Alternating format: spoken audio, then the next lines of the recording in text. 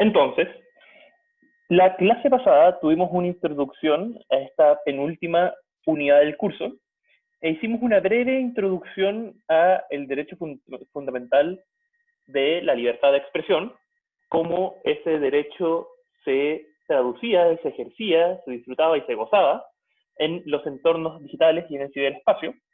Y hicimos una introducción al concepto de las plataformas, las grandes plataformas, vimos sus características, sus modelos de negocio, justamente como una forma de que ustedes se empaparan de los conceptos necesarios para poder discutir sobre libertad de expresión en el ciberespacio en las clases sucesivas.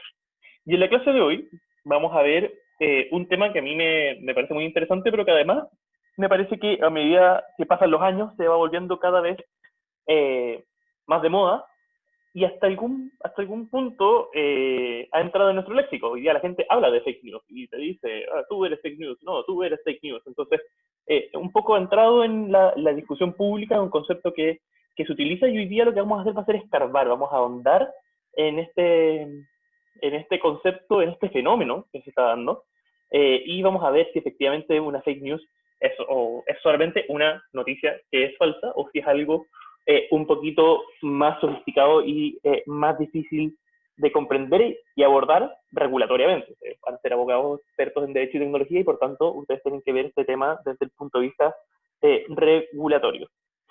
Entonces, ¿quién de ustedes ha visto la película de Watchmen?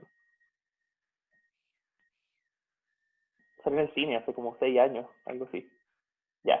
¿Quién de ustedes ha leído la novela gráfica de Alan Moore? Ya, Lorenzo leyó la novela gráfica. Alan Moore es un gran novelista. ¿Todavía no? Ya, hay que leerla. Es muy buena, es muy buena. Curiosamente, la película es muy parecida a la novela, y el hecho de que sea tan parecida lo hace una mala adaptación. Pero la novela es muy buena y dio puntapié a un género que era el de los antihéroes. En el fondo, el gran aporte de Alan Moore fue presentar a los Watchmen como seres humanos. En el fondo, siempre estábamos acostumbrados a que los superhéroes tenían capa y poderes y eran buenos, y a veces se equivocaban, pero se equivocaban tratando de hacer, en el fondo, de hacer el bien. Y en Watchmen, Alan Moore presenta a estos tipos como un montón de vigilantes que eran ex policías, y los tipos tienen problemas humanos, tienen difusión eréctil, y otro el tipo está loco y son psicópatas, y el otro tipo tiene un compás moral completamente derruido, y el otro tipo es un megalómano, y solamente hay un tipo que tiene superpoderes, que finalmente esos superpoderes le quitan toda su humanidad. Y algo importante en Watchmen, que es lo que hace referencia a esta clase, es que en Watchmen las personas comunes y corrientes de la población no toman a estos tipos como, nuestros salvadores, qué buena onda. Y bueno, después de que salió Watchmen, salieron otros cómics como Civil War que sí problematizaron esto, pero Watchmen fue el primero que lo hizo, y pues dijo, bueno, ¿y por qué nosotros tenemos que aceptar que un montón de tipos se pongan unos disfraces y se salten todas las reglas que como sociedad nos hemos puesto? Y por tanto, parte importante de Watchmen está basado en este lema que la gente protesta en contra de los Watchmen. Y rayan en la calle, Who watches the Watchmen? Esta idea de un tipo romano que era como, bueno, ¿quién vigila a los vigilantes? Si se supone que nosotros tenemos unas personas que se hacen cargo de que nosotros nos portemos bien, ¿quién vigila que esas personas que se hacen cargo de que nosotros nos portemos bien, se porten bien? Es un tema de, los gringos dirían, accountability, de responsabilidad política. Bueno, si nosotros le estamos permitiendo a los Watchmen, estos tipos que se disfrazan, en el fondo saltarse las reglas, bueno, pero ¿quién los controla a ellos? Y hoy día, parte importante de esta clase de desinformación va a ser preguntarnos, hacernos una pregunta más o menos similar. ¿Quién decide lo que está en Internet? Porque siempre alguien tiene que tener la decisión final. En general, nosotros en las sociedades democráticas tratamos de que esa persona que tenga la decisión final sea los individuos. Y en el peor de los casos, que sea un gobierno o una entidad que tenga legitimidad democrática. Pero vamos a ver que la medida en que esta información, estas noticias, las plataformas se van transformando en lugares de comunicación, expresión, debate, y al acceso a la información, esta pregunta de, bueno, ¿quién decide? ¿Quién controla que Facebook haga lo correcto? ¿Quién controla que va a ser una pregunta cada vez más relevante y finalmente va a ser la pregunta que nos vamos a hacer durante esta clase? Y conectándolo con la clase anterior, esta evolución del concepto de desinformación, la idea de que hay un problema en nuestra discusión pública porque contenido polémico, de mala calidad, incendiario o derechamente falso circula con mucha facilidad y con mucha rapidez, responde hasta cierto punto también con una evolución del mercado del contenido. Entonces, el mercado de los contenidos del siglo XX está determinado por un modo de producción, que es el modo de producción industrial. Entonces, si tú querías tener una radio, bueno, tenías que construir una oficina, y en la oficina tú tenías que tener micrófonos, y esos micrófonos tenían que ser operados por funcionarios, y tú tenías que tener periodistas, y tenías que tener editores, y tenías que tener una licencia o una concesión del espectro radioeléctrico, y por tanto tener una radio era más o menos parecido a tener una fábrica. Necesitas trabajadores, necesitas jerarquía, necesitas infraestructura, edificios, conocimiento, un montón de cosas. En cambio, en la época post-industrial, eso no lo quiere decir, en el siglo XXI, la emergencia de Internet borra muchas de estas barreras de entrada. Piensen ustedes en cómo se consume contenido. Cuando uno consumía televisión, o hasta el día de hoy uno consume televisión común y corriente, opera bajo una lógica de canales, porque tú solamente puedes transmitir una cierta cantidad de información a través del espectro radioeléctrico.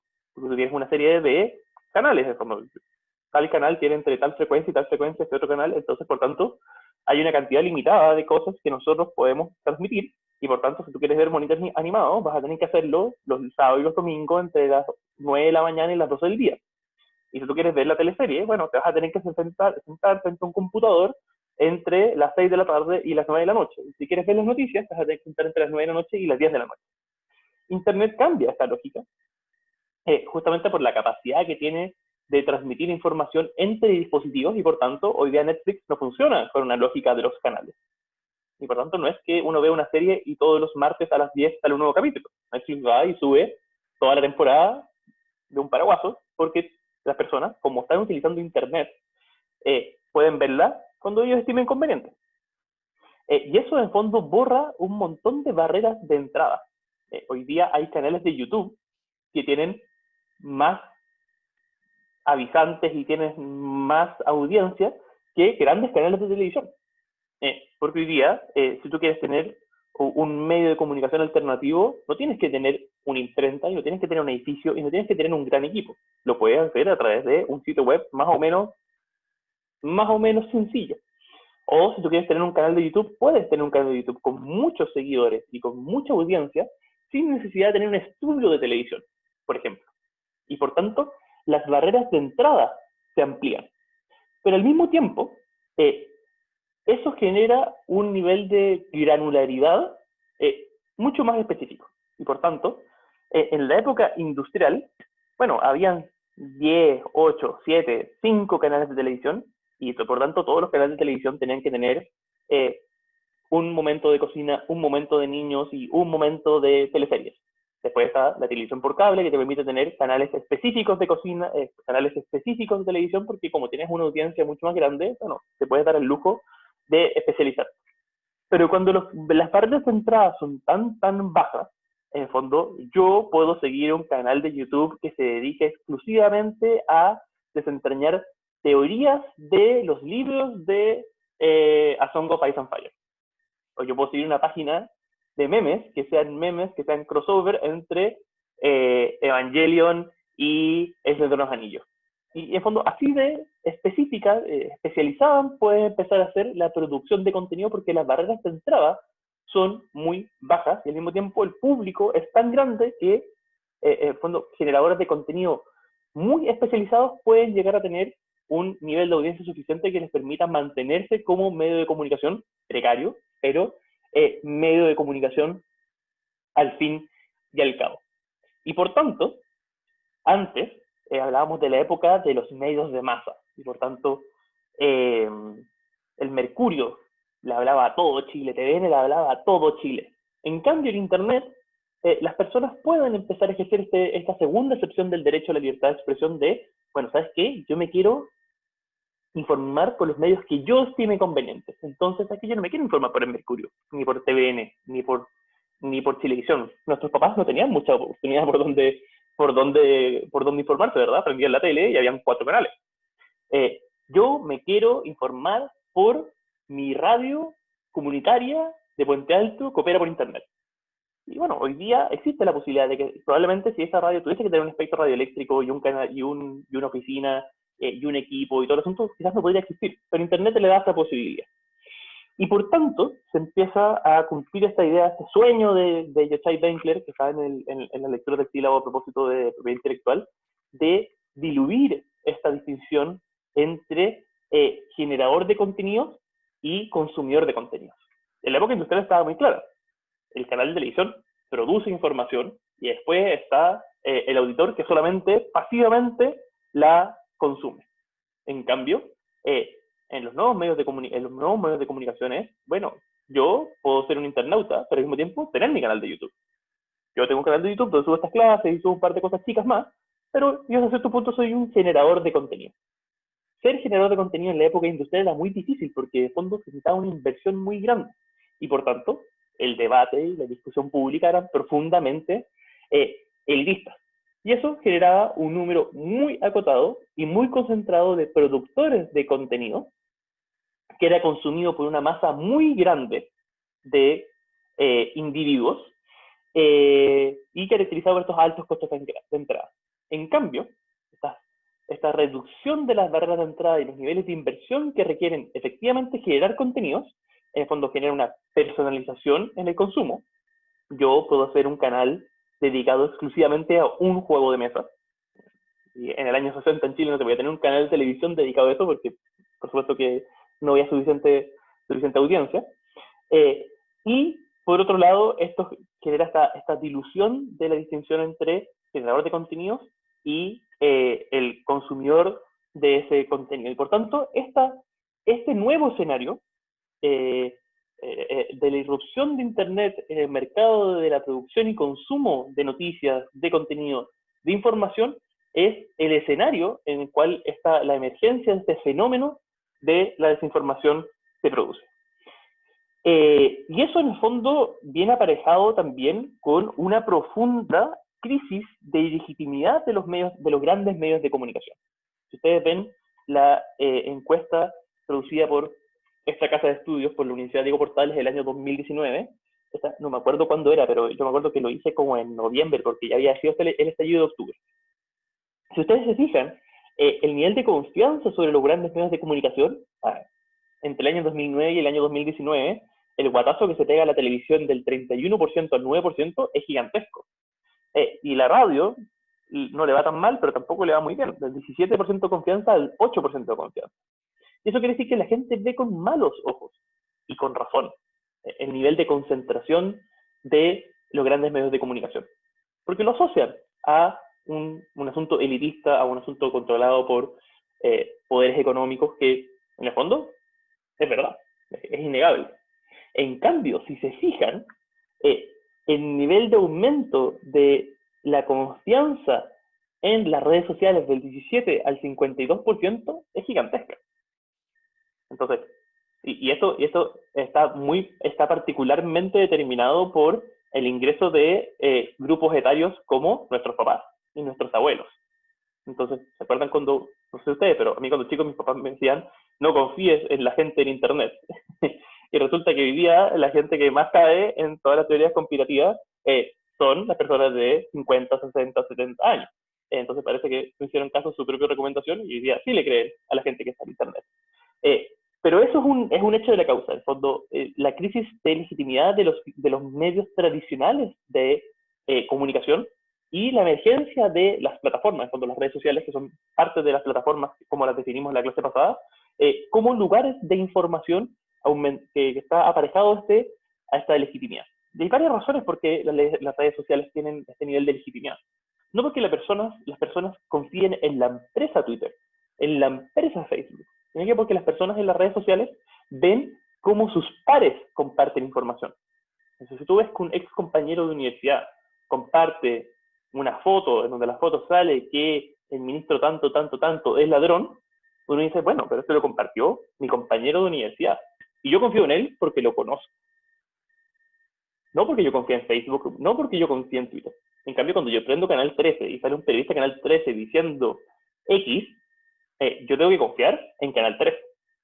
Y para las personas es mucho más fácil confiar en sus pares que confiar en una entidad con la cual no tienen ningún tipo de afiliación. Entonces es un fenómeno que es muy poderoso. Y eso es lo que les quiero transmitir. Este fenómeno de la confianza es muy poderoso.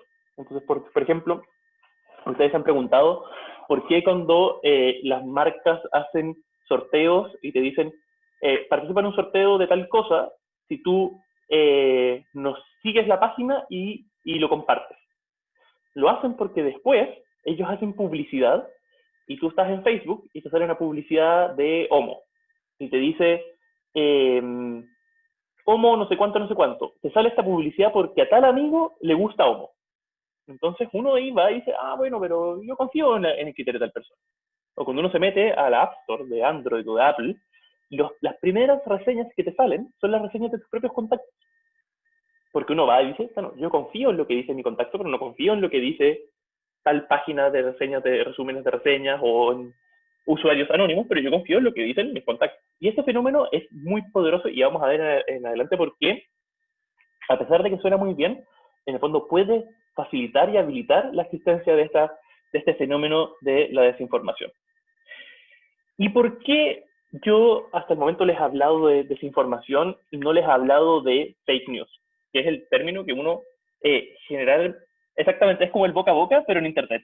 O uno generalmente, piensa en cómo uno opera en la realidad, es una cosa psicológica. En el fondo, generalmente uno llega a un fontanero o a un gasiter, o uno compra no sé qué cosa en tal lugar, porque uno anda, pregunta y, oye, ¿tú conoces un gasiter? Ah, sí, yo tengo uno que le hizo un trabajo a un vecino y mi vecino le contó que le quedó bien, así que, y la gente confía mucho en eso, es natural. Así que efectivamente es el boca a boca, pero de Internet. Lo interesante es cómo quienes diseñan las plataformas se aprovechan de ese fenómeno. Entonces, ¿por qué yo he hablado de desinformación en vez de fake news? Y es porque a mí me parece que el término fake news, que se traduce como literalmente noticias falsas, es un término muy simplista.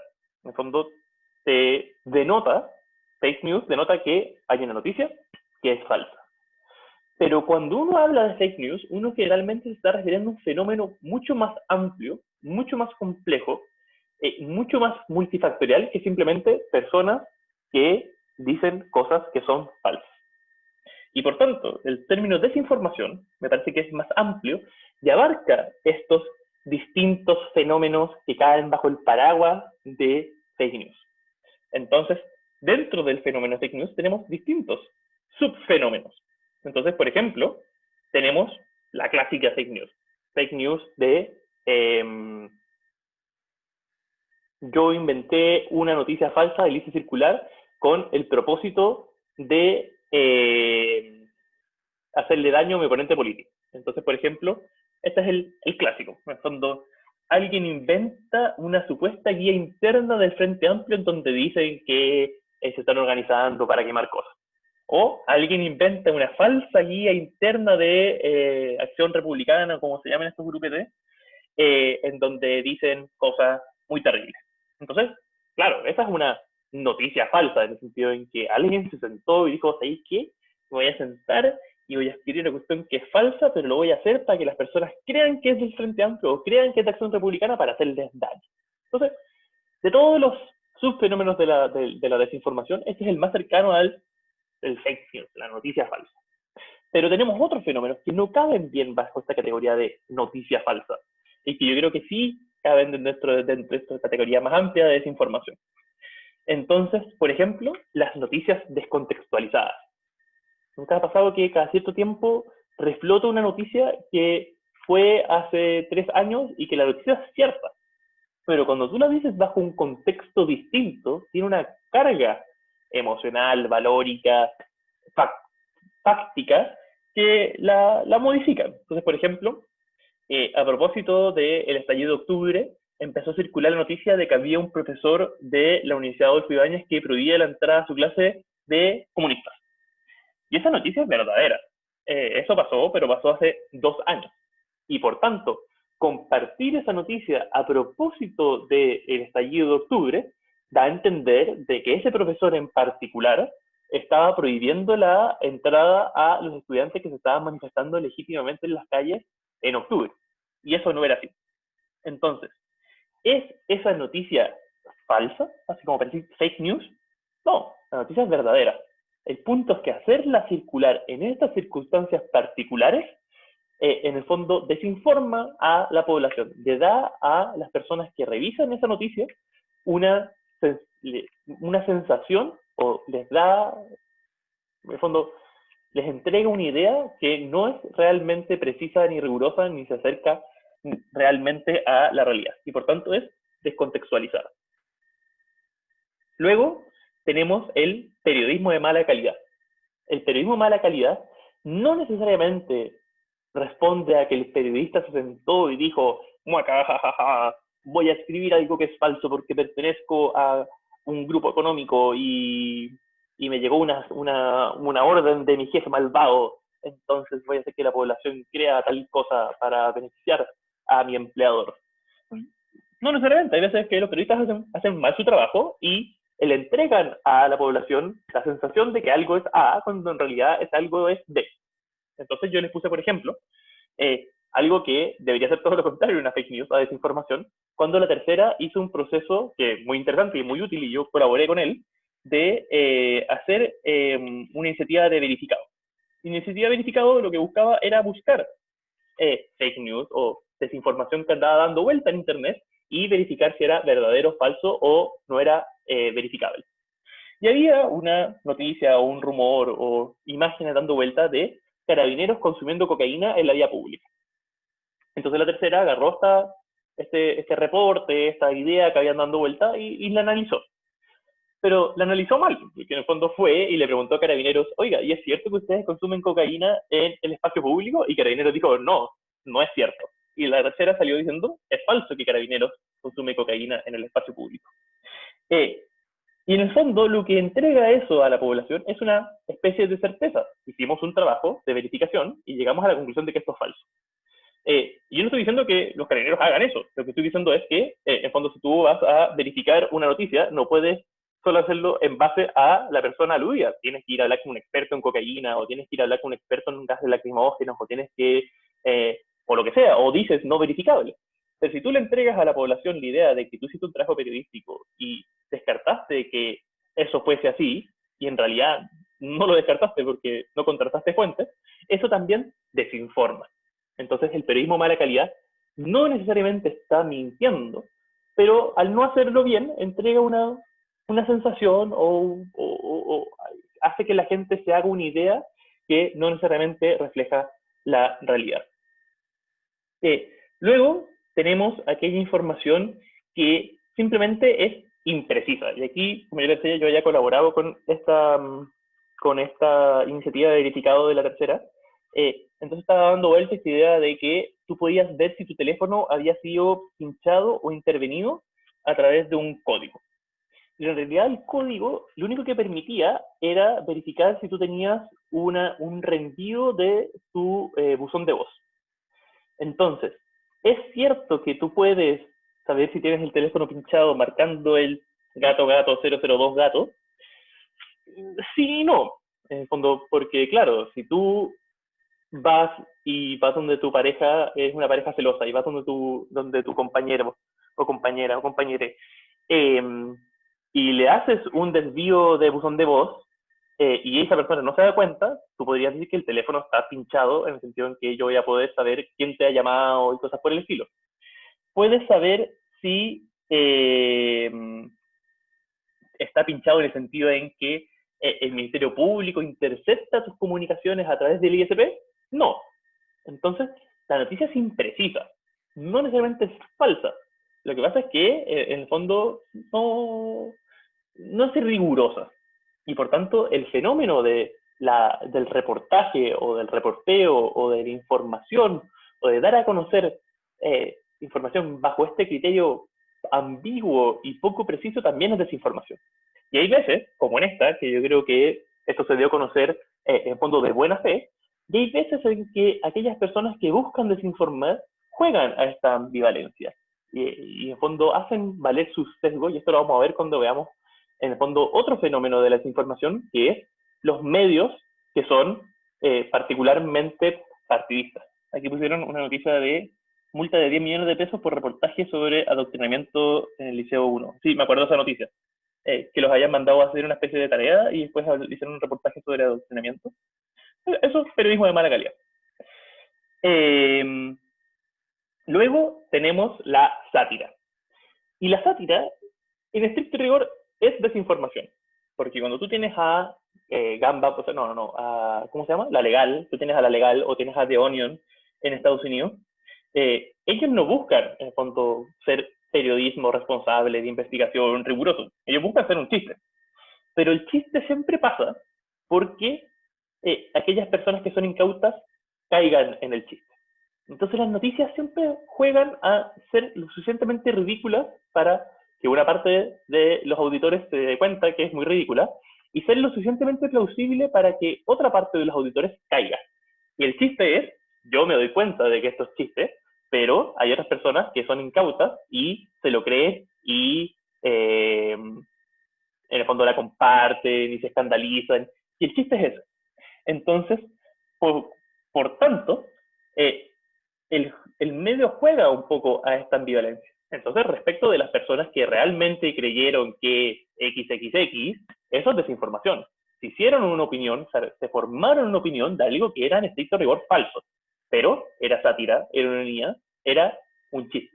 Aquí les puse el caso de un amigo que este es como el meta chiste, porque la meta ironía hizo una verificación de noticias de la tercera que era falsa. Entonces la noticia era si Sebastián Piñera efectivamente había ido a una protesta, porque en algún momento el presidente dijo que él había ido a las protestas a verificar cómo andaba la cosa. Y esta persona, que la pueden seguir en Twitter, hizo una verificación de la tercera que era falsa, en donde decía, nosotros verificamos si Sebastián Piñera fue a las protestas o no fue a las protestas, y sí, nos dimos cuenta que sí, y que finalmente él andaba con un disfraz de tiranosaurio rex porque tiene los bracitos cortos. Pero toda la verificación era súper seria, y la única parte que era chiste era la última línea, que decía que era el tiranosaurio rex porque tiene los bracitos cortos. Y la mayoría de las personas, por supuesto, que no lee la última línea, lee las cosas en diagonal.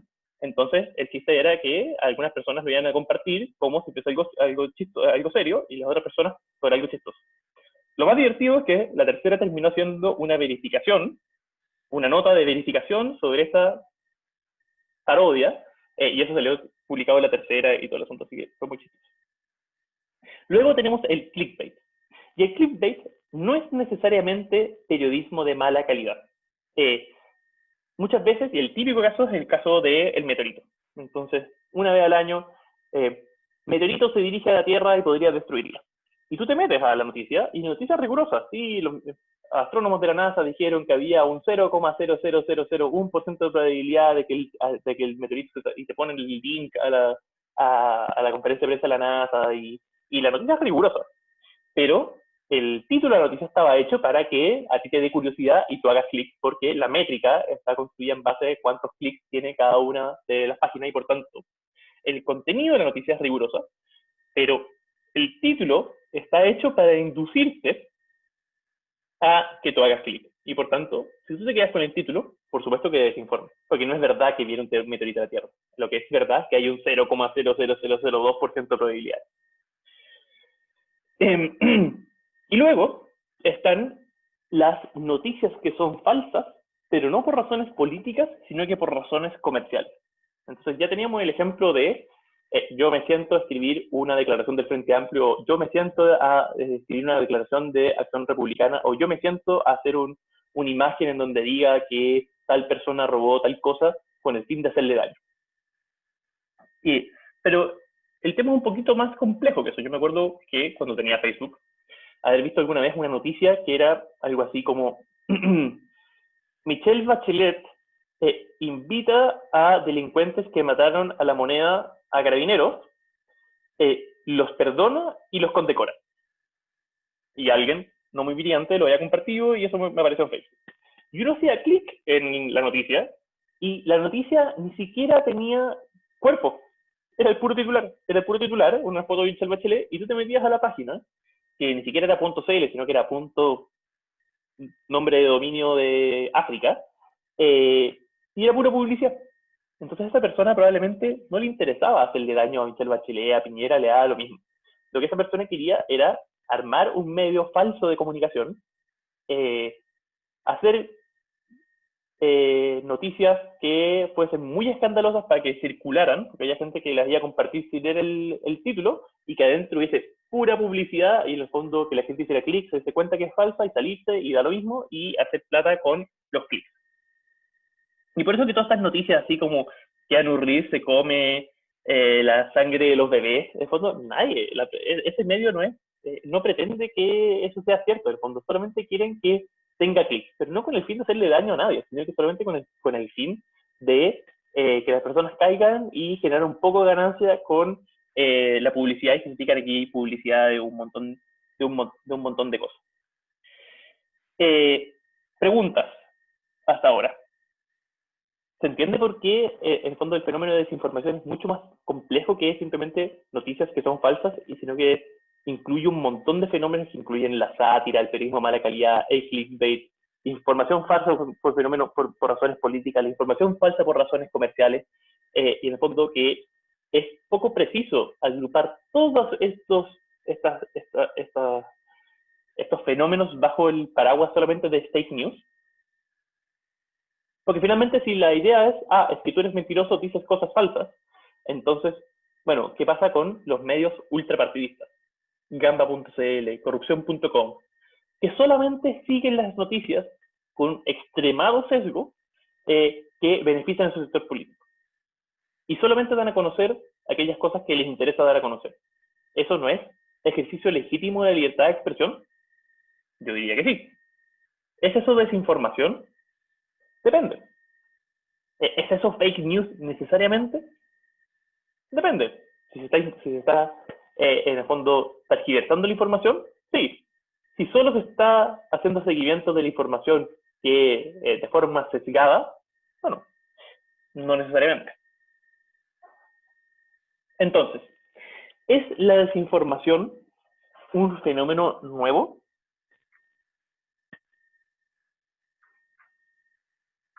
Yo creo que ese caso es el caso de fondo de los antivacunas y todas estas ideas que son contrarias a la evidencia, son ejemplos de desinformación.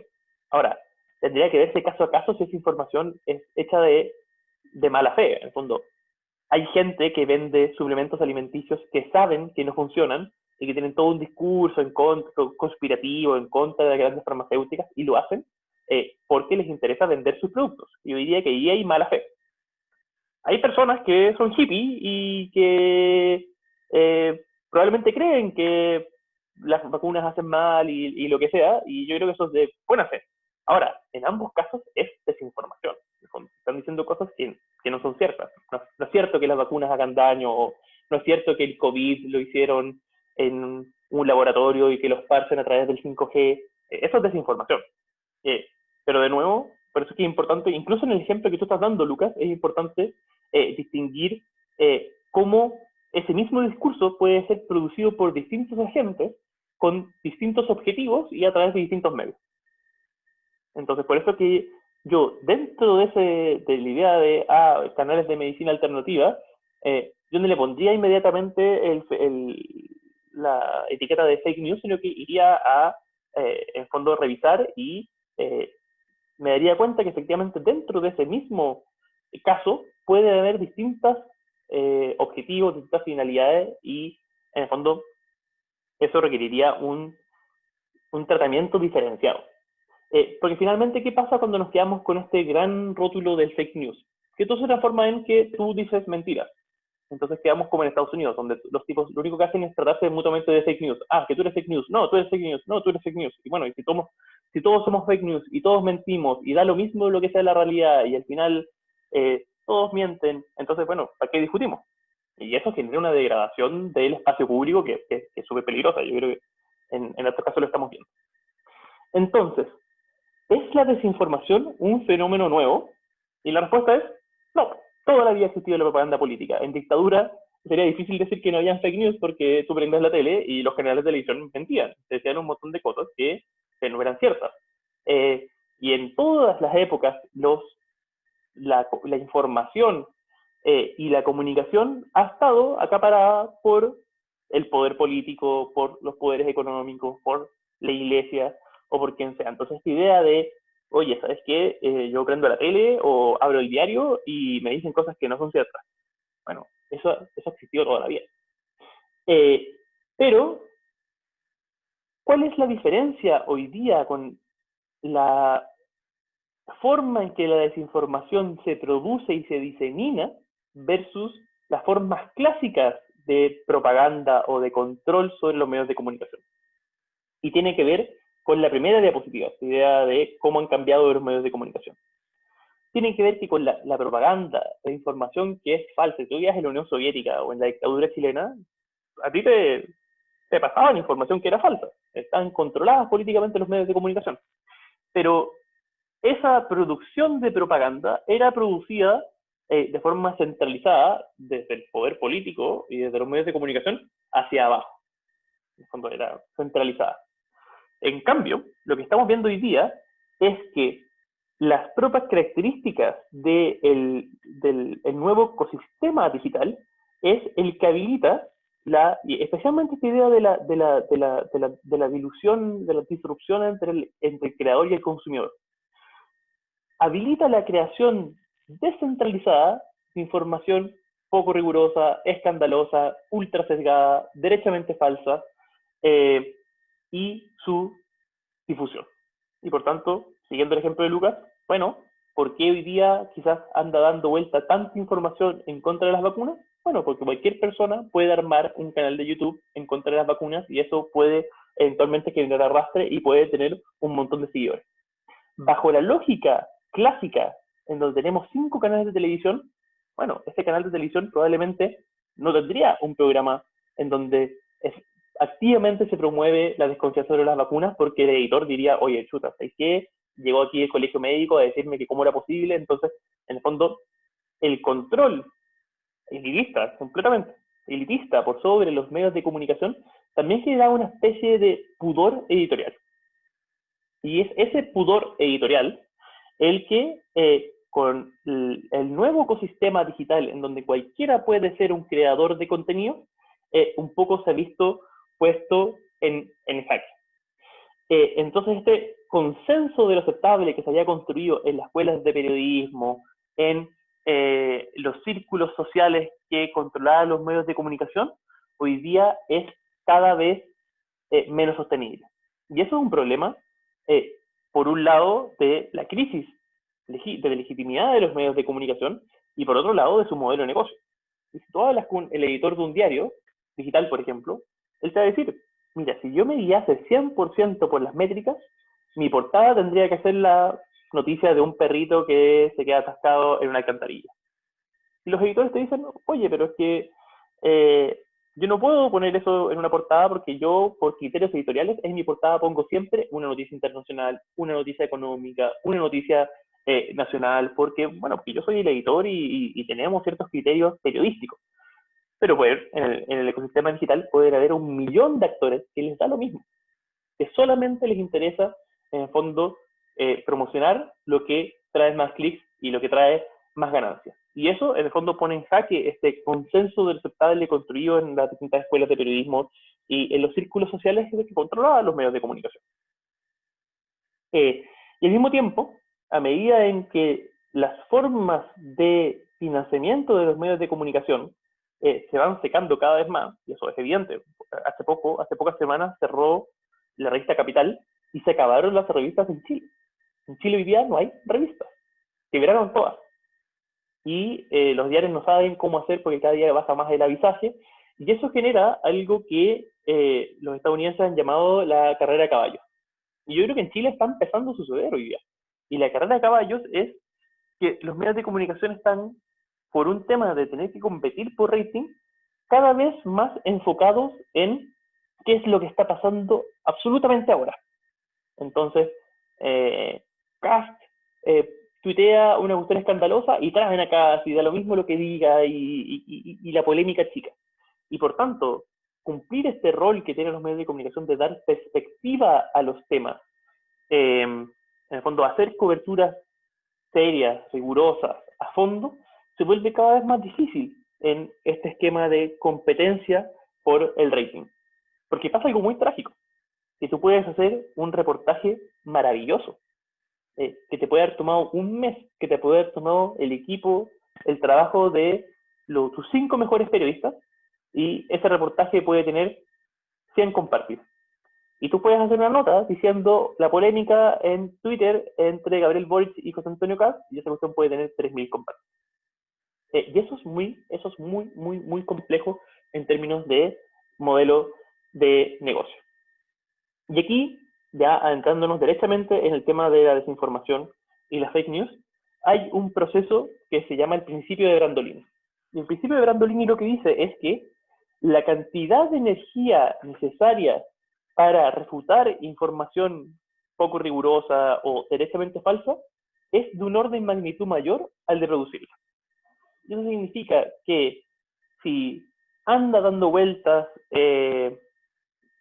la idea, una noticia falsa que dice que tal cosa pasó, no sé qué, poder producir información que en el fondo refute esa desinformación, primero es más difícil de producir, porque tú tienes que efectivamente hacer un proceso de verificación para demostrar que es falso, y ser capaz de que tenga la misma cantidad de circulación es muy difícil. Y por tanto, tú tienes un problema de, bueno, ¿cómo yo combato la desinformación si siempre es una carrera de cuesta arriba y siempre es mucho más difícil refutarla que producirla? Y mi percepción es que el fenómeno de desinformación no es posible abordarlo sin entender el modelo de negocios y el ecosistema digital que habilita su producción y difusión. Y eso es lo que nos vamos a adentrar hoy. Y es por eso que la clase pasada me interesa tanto que ustedes entendieran qué es lo que es una plataforma y cuáles son sus características. Entonces vamos a ver cuál es este modelo de negocios de las plataformas y por qué es que generan este problema de la producción y difusión de la desinformación. ¿Preguntas? ¿Las preguntas hasta ahora? ¿Van siguiendo el hilo conductor?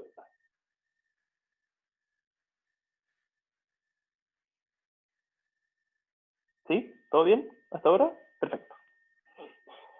Este gráfico es lo más importante que ustedes tienen que entender esta clase.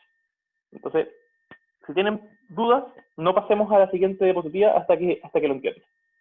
Este gráfico fue producido por Facebook a propósito de la polémica de Cambridge Analytica.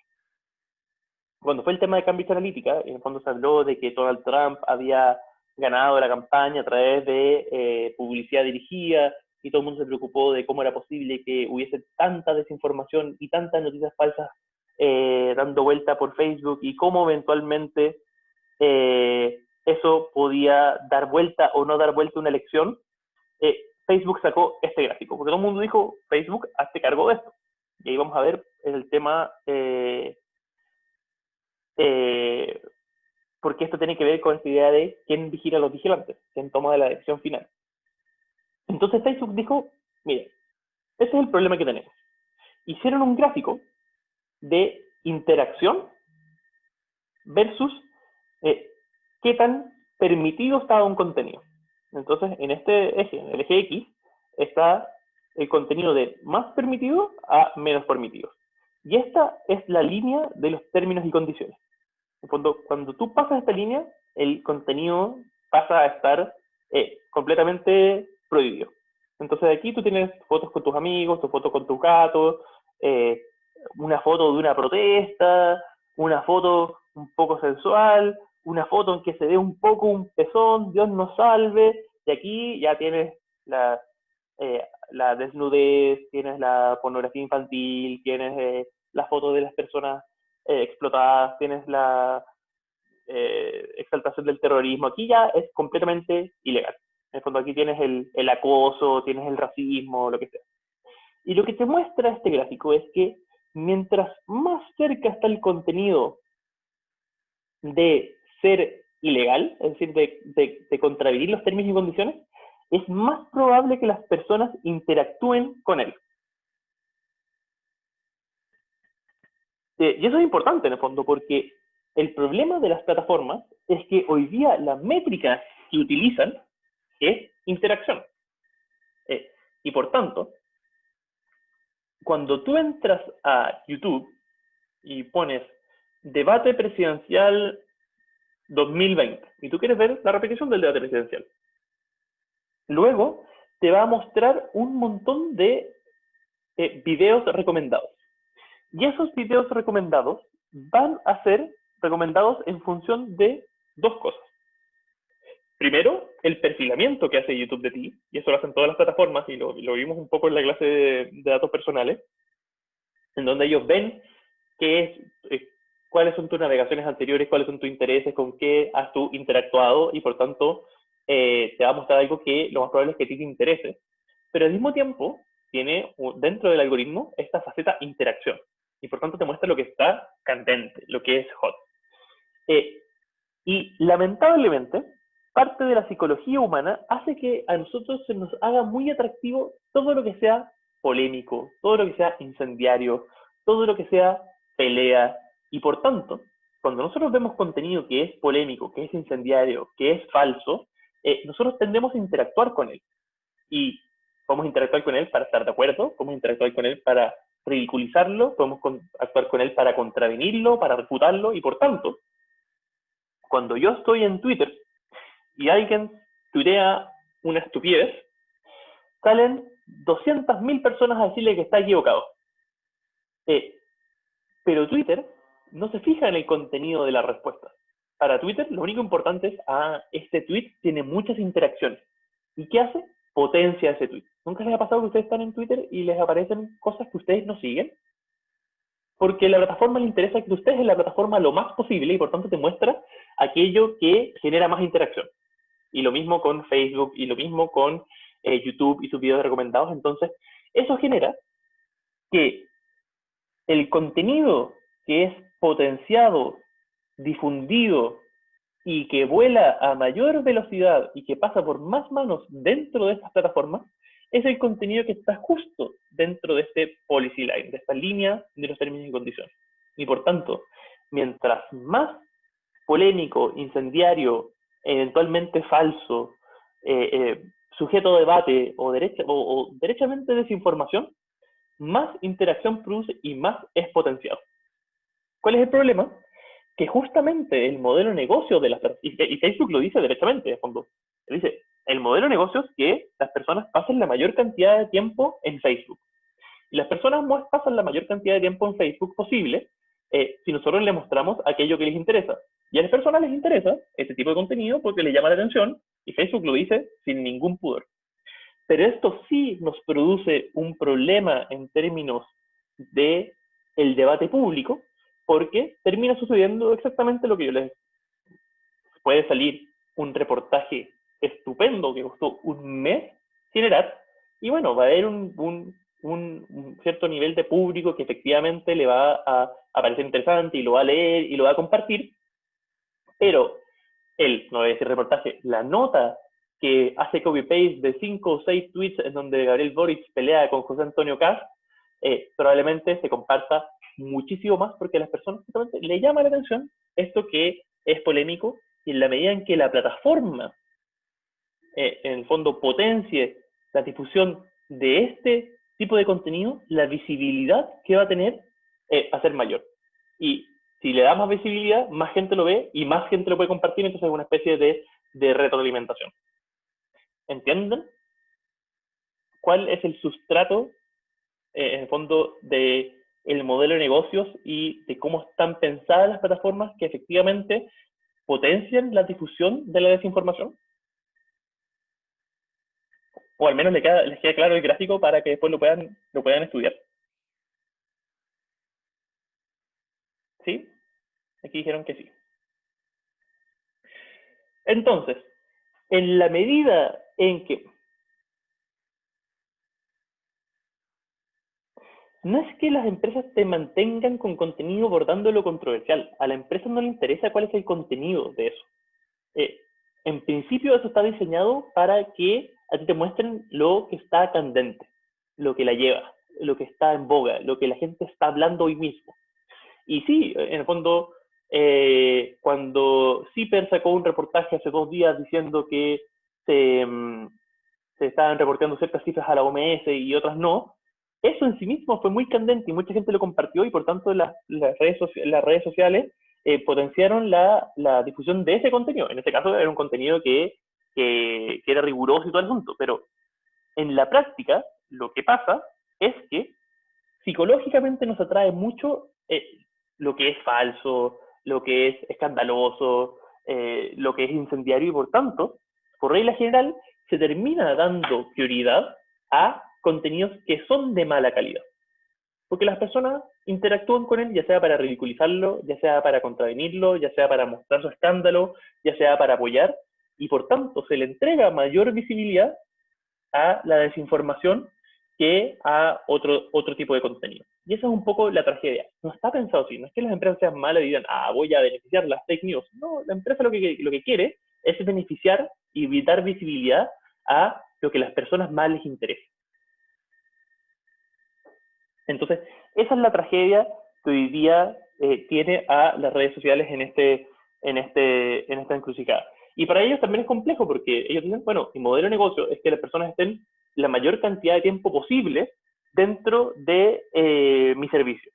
Y yo hago que las personas pasen la mayor cantidad de tiempo posible mostrándole lo que a las personas les interesa. Ahora, si a las personas les interesa X o les interesa Y, no me corresponde a mí decidirlo. Yo no puedo decidir a las personas les voy a mostrar más cosas de contenido educacional. Que significaría que las plataformas tendrían que decidir qué es educacional y qué no es educacional, y por tanto no les corresponde. Y aquí volvemos a la pregunta de Watchmen. ¿Quién vigila a los vigilantes? ¿Quién decide qué es lo que tiene que estar y qué es lo que no tiene que estar y qué se tiene que potenciar y qué no?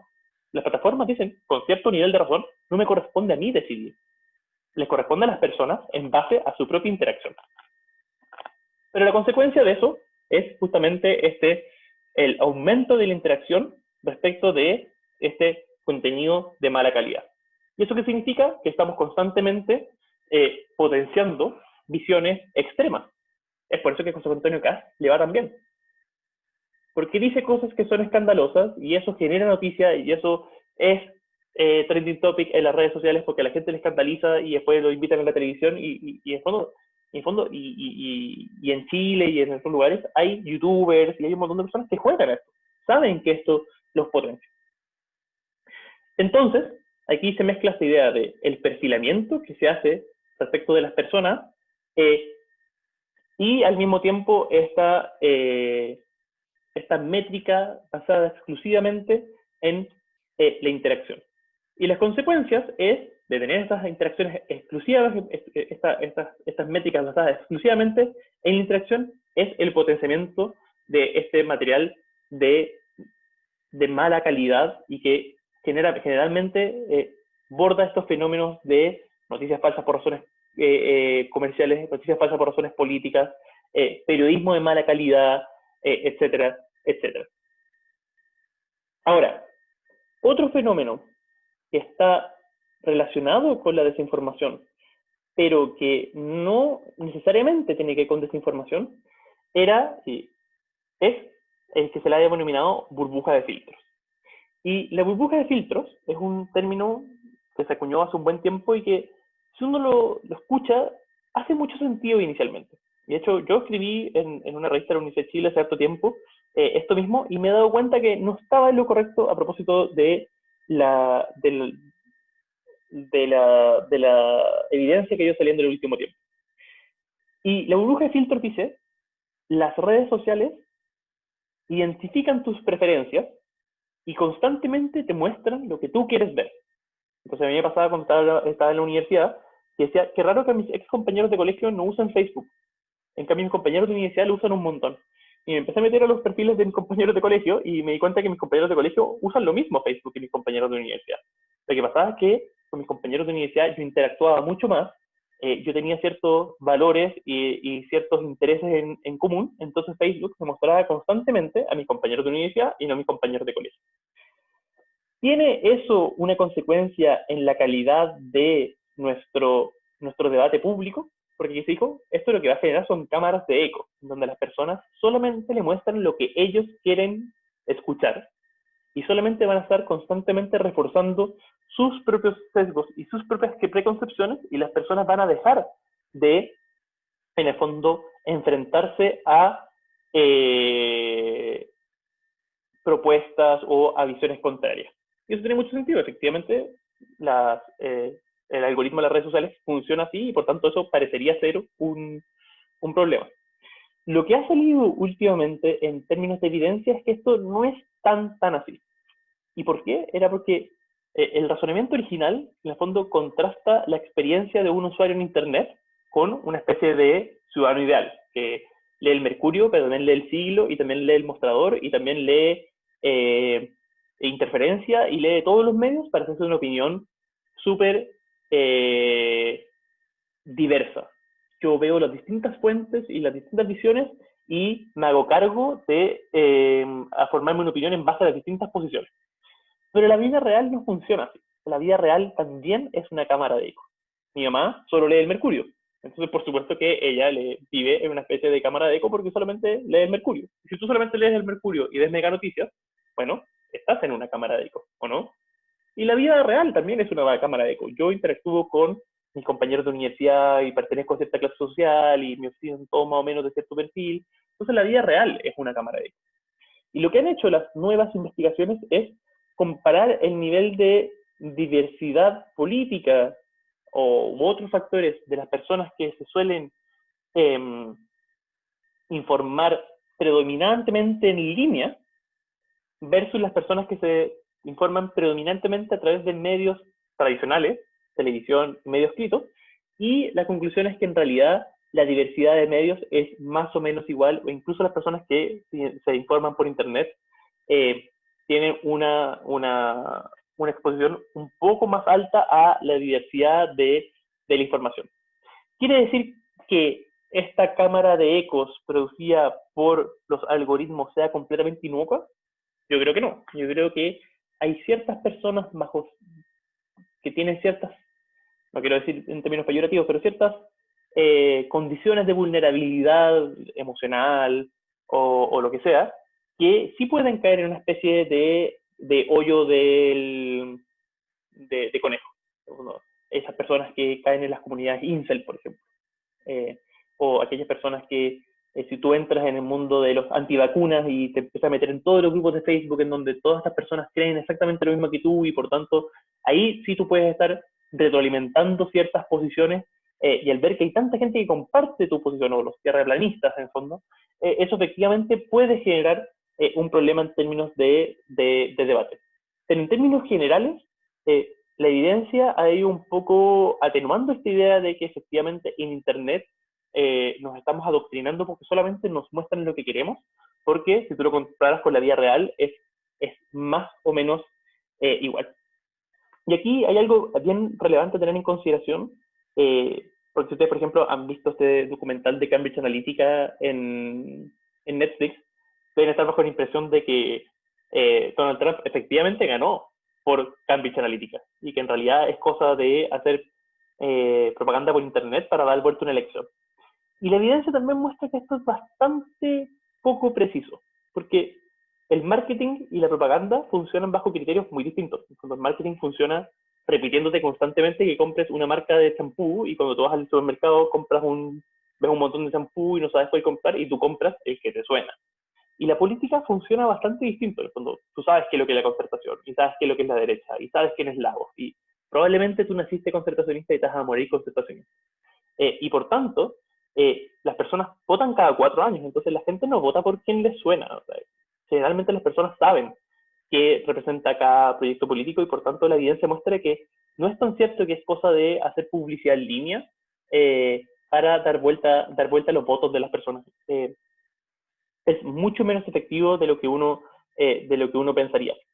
¿Quiere decir eso que la desinformación, en el sentido de fake news, es decir, esta difusión constante de información falsa, polémica, sesgada, disuasiva, de mala calidad en Internet sea inocua? Para nada, en el fondo. Quiere decir que eso lo que hace es horadar la capacidad que tenemos como sociedad de generar un espacio público y de discusión racional.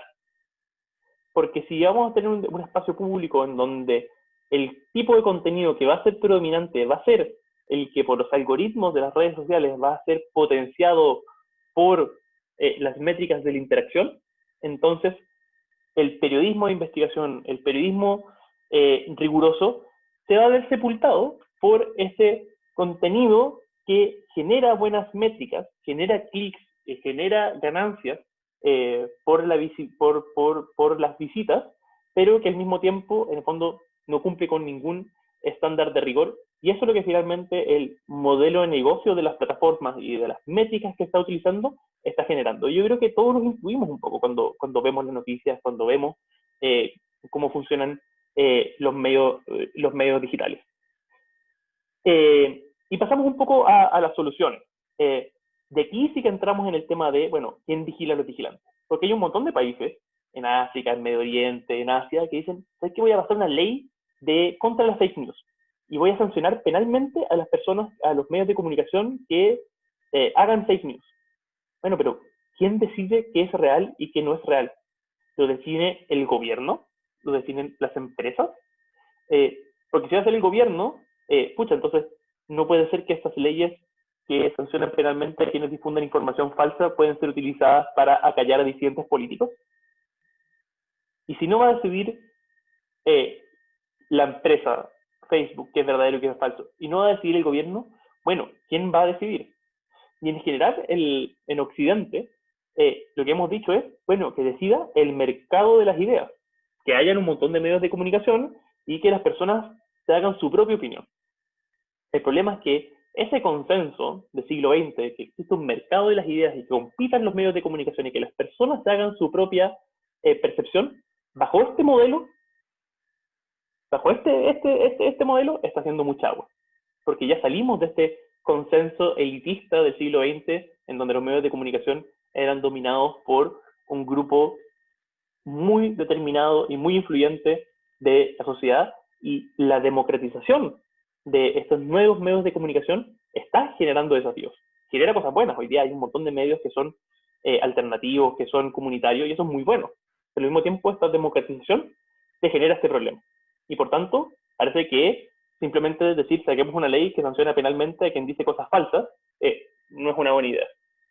Luego está la idea de, bueno, entonces tengamos algoritmos que efectivamente decidan a qué darle visibilidad y qué no darle visibilidad.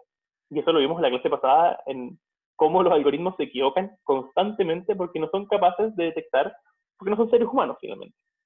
No son capaces de generar este índice de confiabilidad y finalmente son muy propensos, como vimos en la clase sobre algoritmos de inteligencia artificial, de reproducir o incluso profundizar los sesgos de sus propios creadores.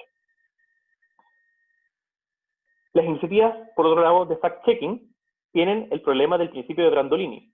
Si tú quieres ir refutando uno por uno cada una de las fake news o desinformación que andan dando vuelta, tú vas a tener el problema de que te va a generar mucho, te va a significar mucho más energía y recursos ir uno a uno refutando que realmente en el fondo producir esa desinformación, y como hemos visto, esta desinformación se está produciendo por el modelo de negocio. Y finalmente, las propuestas que yo creo que a mí me parece que son más viables, por un lado, la educación digital, es decir, enseñémosles a las personas a diferenciar cuando se encuentran frente a una información que es verificable, que es de una fuente confiable y que finalmente pueden prestarle atención y utilizar como una fuente confiable, y que sean capaces de generar ese discernimiento. Cuando yo era chico, el problema era si tú tenías acceso a la información o no tenías acceso a la información. Hoy día, cualquiera con Internet tiene acceso a toda la información de la humanidad. ¿Por qué las personas, en vez de revisar las cifras del INE, terminan cayendo en páginas de memes que dicen cosas falsas, bueno, por un montón de razones psicológicas y del modelo de negocio, pero finalmente generar iniciativas de educación digital son un poquito mejor. A mí me parece que es más adecuado. Y por otro lado, empoderar al usuario respecto de cómo va a operar la red social que ellos determinan. Entonces, hoy día Facebook decide mostrarte el contenido en base a lo que le gusta a todos. Y esto genera este problema eh, de que te muestre este contenido que está generando más interacciones. Pero nosotros deberíamos darle las oportunidades a las personas de, bueno, yo quiero que me muestren el contenido que está en mi timeline en base a criterio cronológico, o en base al criterio de quiénes están más cerca de mí, o en base, o decirse que yo sí quiero ver lo que está haciendo más trending y más hot y más candente, y quiero caer en este problema del algoritmo. Pero es una decisión que va a tomar el usuario. Hoy día, eh, las plataformas no le permiten al usuario hacer eso y los ponen en esta posición de exponerse a toda esa desinformación por este problema del modelo de negocio.